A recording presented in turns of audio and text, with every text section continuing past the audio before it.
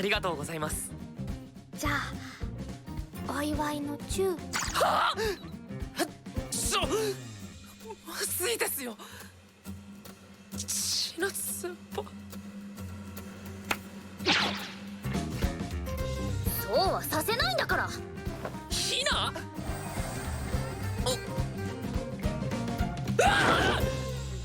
I'm literally gonna wait for you. And I see you're gonna be like, nah, I'm not gonna like it. I'm just keep watching. Just subscribe. And you think the clip gonna cut right here, but it's not, because I'm still waiting for you to click that like button.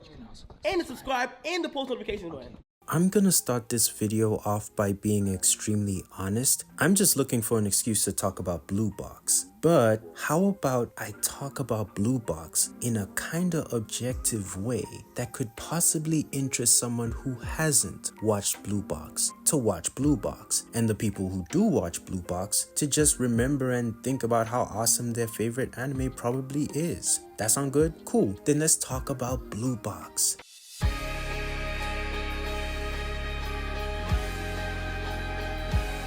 Now, before I start telling you about why this anime is so awesome and basically super special and basically the best anime that's ever been created, I need to tell you about the premise. The premise is relatively simple. It's kind of like a love triangle that has a central figure towards it. And this individual is, well, a guy called Taki. Now, Taki is a young individual who is a first year in high school, and he is part of the badminton club, and he seems to be different lately. Recently, Taki seems to be extremely motivated to becoming one of the best players within his club. Not only within his club, but actually becoming one of the best in the nation. Which is kind of weird, because where did he get this sense of motivation? And well, it's pretty simple. It's a girl called Chinasu. Now, Chinasu is an extremely popular, extremely attractive, and very good basketball player. And her goal is to reach the nationals as well, in which she wants to help her team win a championship. But the thing is, they've been seeing each other every sort of morning when they practice, and before they knew it, they became close. But funny enough, they get even closer, because what happens is Chinasu's family has to leave the country, but she wants to stay behind and help her team and stay at her normal school. And as such, her family comes up with a plan where she's gonna stay with another family. And surprise, surprise, it's actually Taki's family. Now, this is an extremely interesting plot twist, because you have individuals who potentially could have interest within each other, basically living in the same household. Oh my, oh my, oh my.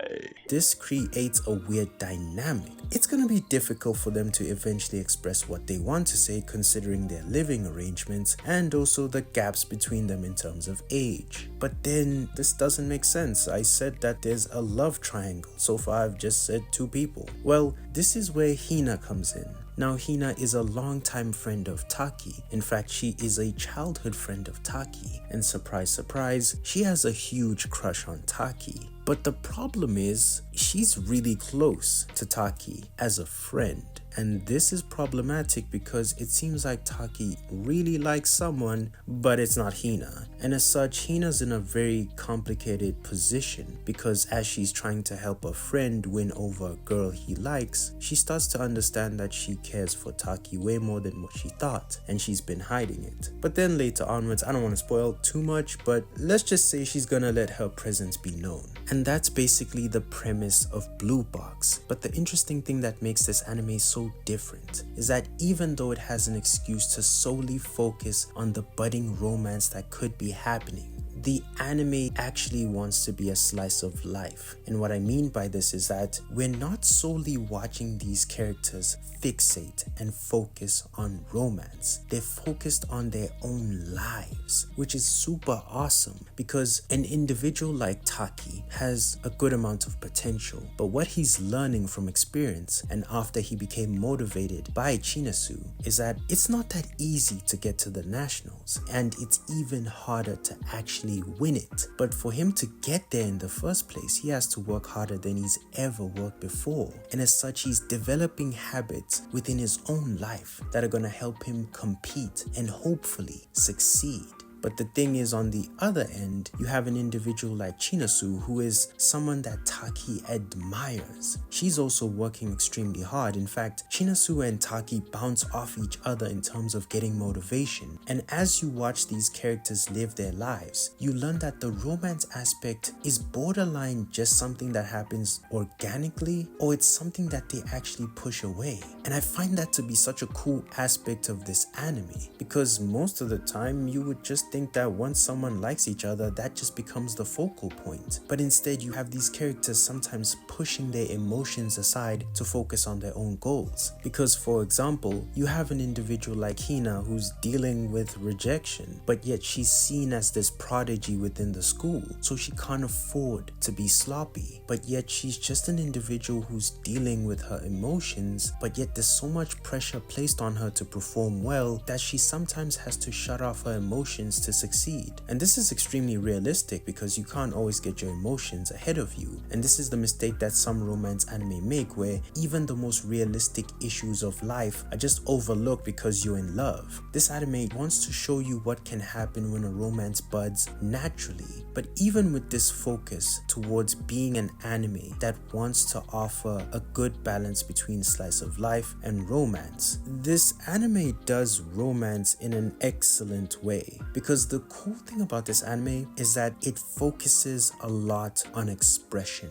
Because the issues that a lot of these characters have revolves around expression. An individual like Chinasu and Taki struggle with expressing their feelings. Taki feels like the younger individual, and as such he needs to cover a gap, but also in terms of success and popularity he's so behind Chinasu. But then Chinasu on the other side is looking at her role as being an older figure, and sometimes feeling as though she needs to let Taki live his life and be a younger individual, even though she's just a grade above him. And as such, they struggle to express their romance or feelings towards each other. But then also on the other side, this anime explores the power of actually being able to express yourself. Hina expresses later onwards within the anime that she cares about Taki, and this becomes a point of friction because they were friends. Instead, he needs to learn to acknowledge her as just being a woman who's interested in him. But this is where things start to become weird, because all of a sudden Hina's presence is constantly there. Listen, I'm Team Chinasu, so I'm just biased, but her presence is so overwhelming at times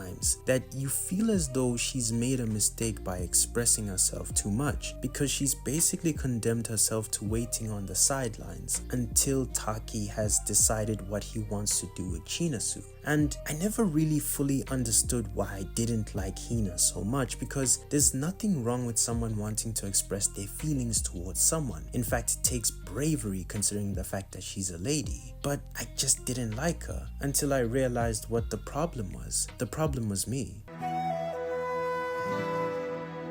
In the world of romance, do not take my advice in terms of romance, I'm super dicey. But in the world of romance, it's better to be a person who is wanted than a person who is settled for.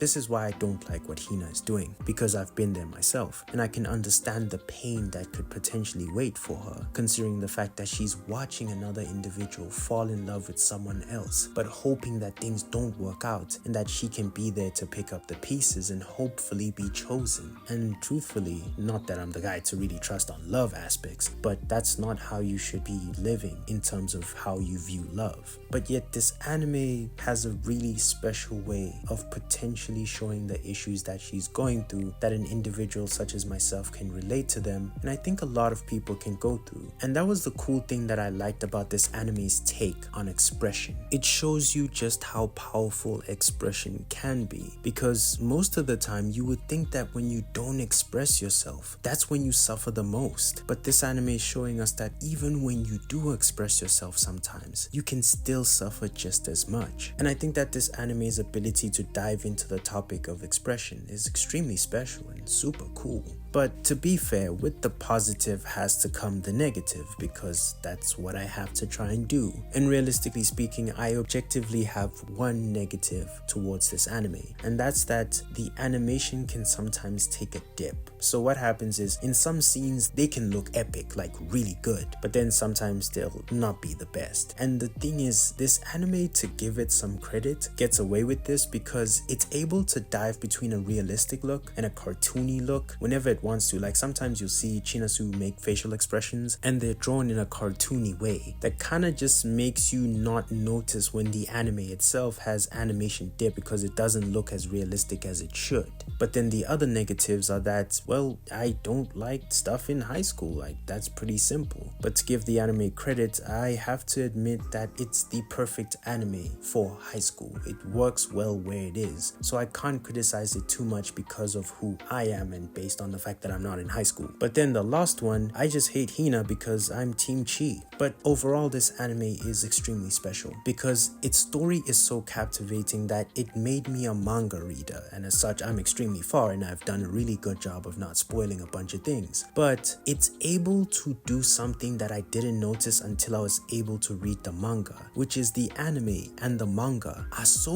like for like that sometimes when you read the manga and then watch the anime, you can get memories mixed up. And that shows me that the people who are involved with this anime want to make sure that the anime is as close as it can be to the manga and basically the vision that the creator wanted. And as such, I can do nothing but applaud the animation studio for doing that. But then also in terms of music, the OST is extremely special because it can make you feel a bunch of feelings and emotions that are almost transmittable. And before you realize it, you just realize that you're feeling that individual's emotions, even though you're not going through what they're going through. But then also in terms of the opening and endings, the first opening and ending is a banger. The second opening is okay, I mean it's cool, but the second ending is special because of its super melancholy approach. It just makes you feel sad. And as such, overall, this is a really special anime. And once again, I still feel like I'm probably the only guy who wants to watch Blue Box because I'm a girly girl with a girly secret. But still, I still think that this anime is super objectively good, to the point that the people who love slice of life and romance anime will love this anime. But then also people who aren't really into the genre, you can find something to take from it. It's able to really deliver on a lot of things because I think that this anime is so good at replicating life that it kind of makes the entire experience super fun. And that pretty much sums up everything I have to say about this anime, and I'm pretty much sure that I'm gonna do another video when it's eventually over. Besides that, I think that I've done my daily duty of being a Blue Box fan, and I hope that I've helped you possibly become one too. But if I haven't, I hope that the one thing you can take from this video is that always tell your crush you like them, just so that potentially you could be embarrassed and then watch Blue Box because you're sad.